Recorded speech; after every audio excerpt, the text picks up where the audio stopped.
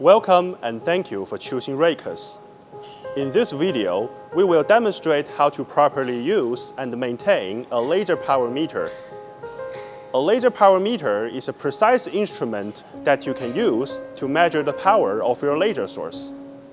To avoid inaccurate measurement and damage of the device, please follow these instructions in the use and maintenance of your power meter. Number 1. Avoid touching the sensor of the power meter with fingers or sharp objects.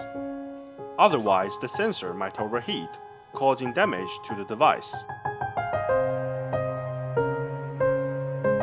Number 2. Before using the power meter and the laser source, be sure to turn on the water chiller and make sure that the water pipes connected to the sensor are intact.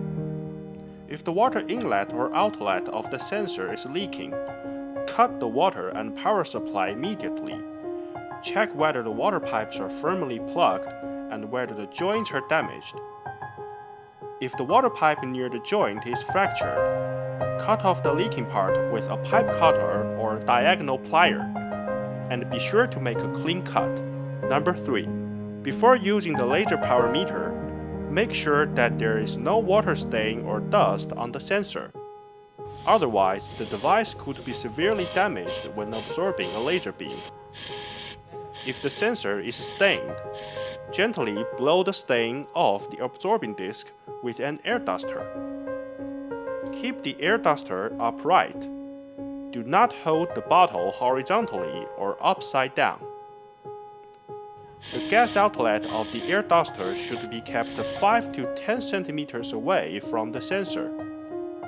A distance too short might cause condensation on the sensor, while a distance too long might lower the efficiency of cleaning. Number 4. If the power meter is fixed with a stand, screw the extension rod and the screws tightly to prevent the power meter from rolling over during use. Number 5. The laser output head should be kept about 15 centimeters away from the sensor.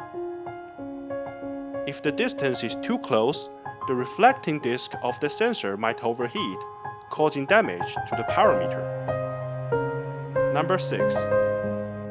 The laser focus spot must be aligned to the center of the absorbing disc. In case of deviation, use the red light of the laser source and readjust the light focus spot to the center of the disc. Number 7.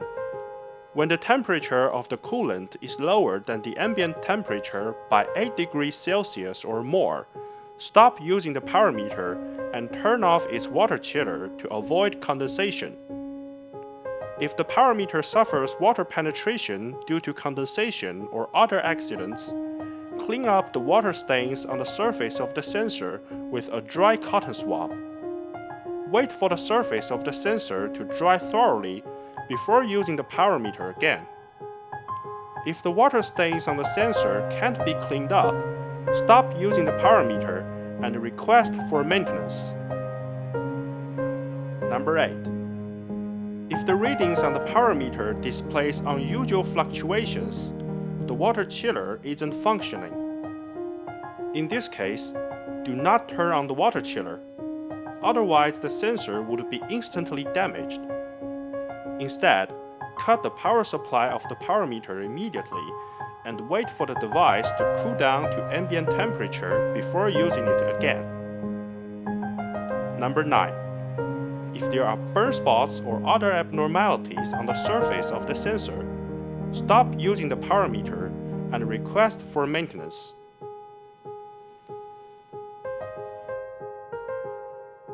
For further inquiries, feel free to contact our overseas technical support engineers. Thank you.